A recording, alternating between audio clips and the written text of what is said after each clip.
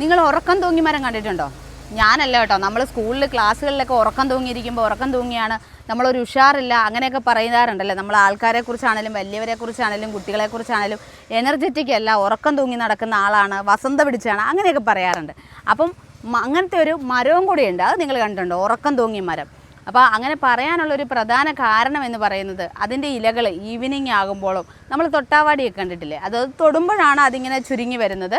പക്ഷേ ഈ ഒരു മരത്തിൻ്റെ പ്രത്യേകത ഈവനിങ് ആകുമ്പോഴും അതേപോലെ തന്നെ മഴക്കാറ് കാണുമ്പോഴും മഴ പെയ്യാൻ തുടങ്ങുമ്പോഴും ഒക്കെ ഇതിൻ്റെ ഇലകൾ രണ്ടും കൂടെ ഇങ്ങനെ ജോയിൻ്റായി താഴേക്ക് കുമ്പിട്ട് നിൽക്കും. അപ്പോൾ അത് കാണുമ്പോൾ നമുക്ക് ഉറക്കം തൂങ്ങിയ ഒരു ഫീൽ വരും. അപ്പോൾ അതുകൊണ്ടാണ് അതിനെ ഉറക്കം തൂങ്ങി മരം എന്ന് പറയുന്നത്. വേറൊരു പേരും കൂടെയുണ്ട്, മഴമരം എന്ന് വിളിക്കും.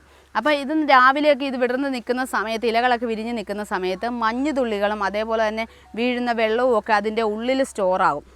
അപ്പോൾ അത് ഈവനിങ് ആകുന്ന സമയത്ത് ഈ ഇല ഇങ്ങനെ ചുരുങ്ങി വരുന്ന സമയത്ത്, ചുരുങ്ങി കഴിയുമ്പോഴത്തേക്ക് ഇതിൻ്റെ ഇല ഉള്ളിലുള്ള വെള്ളത്തുള്ളികൾ താഴേക്ക് വീഴും. അപ്പോൾ അതിൻ്റെ ചോട്ടിൽ നിൽക്കുന്നവർക്ക് മഴ പെയ്യുന്ന ഒരു ഫീൽ ഉണ്ടാവും എന്നാണ് പറയുന്നത്. അപ്പോൾ അതുകൊണ്ടാണ് അതിനെ മഴമരം എന്ന് വിളിക്കാൻ കാരണം. അപ്പം നിങ്ങൾ വിചാരിക്കും ഞാൻ ഇത്രത്തോളം പറഞ്ഞു അത് എന്ത് മരമാണ് എന്താണെന്നുള്ളത്.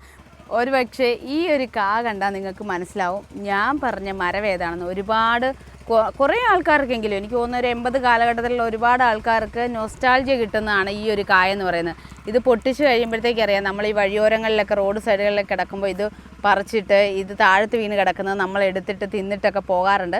നമ്മുടെ ഇതിനകത്തൊരു ശർക്കരയുടെ പോലെയാണ്, ശർക്കര അതിൻ്റെയൊക്കെ പോലെയാണ് അതിനകത്തെ ആ ഒരു ടെക്സ്ചർ കളറും ഒക്കെ വരുന്നത്. അതേപോലെ നമ്മുടെ ടാമറിൻ്റെ പോലെയാണ്, നമ്മുടെ വാളംപുളി പോലെയാണ് ഇതിരിക്കുന്നത്. അതോടൊപ്പം ഇതിനകത്ത് വരുന്നതും ആ ഒരു ഈ ഒരു ടെക്സ്ചർ കണ്ടോ, അതിൻ്റെ ഒരു പൾപ്പ് നമ്മൾ വാളംപുളിയുടെ പോലെയാണ് ഇതിനകത്തുള്ളത്. പിന്നെ അതിനകത്തൊരു സീഡുണ്ട്, ആ സീഡ് നമ്മൾ പുളുങ്കുരു ഇല്ലേ, ഈ വാളംപുളിക്കകത്തുള്ള കുരു, ആ കുരുവിൻ്റെ പോലെ തന്നെ അതിൽ കുറച്ചും കൂടി ചെറുതാണ്.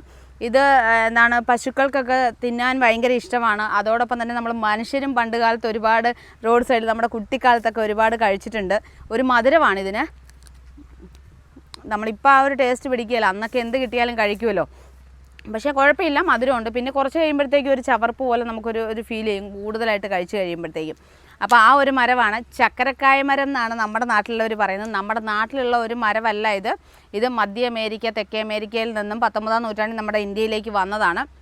ഇപ്പം നമ്മുടെ നാട്ടിലൊക്കെ സുലഭമായിട്ട് റോഡ് സൈഡുകൾ, വീടുകളിലല്ല റോഡ് സൈഡുകളിലൊക്കെ തണൽ മരമായിട്ട് ആകാശം മുട്ട ഉയർന്നു നിൽക്കുന്ന മരമാണ്. അതാണ് എൻ്റെ ഈ ബാക്കിൽ കാണുന്ന ഈ ഒരു മരം. അപ്പോൾ എന്തായാലും നിങ്ങളുടെ വീട്ടിൽ, നിങ്ങളുടെ റോഡ് സൈഡുകളിലൊക്കെ ഈ ഒരു മരം ഉണ്ടെന്നുണ്ടെങ്കിൽ ഇതിൻ്റെ കഴിച്ചിട്ടുള്ളവരും ഒന്ന് താഴെ കമൻറ്റ് ചെയ്യുക.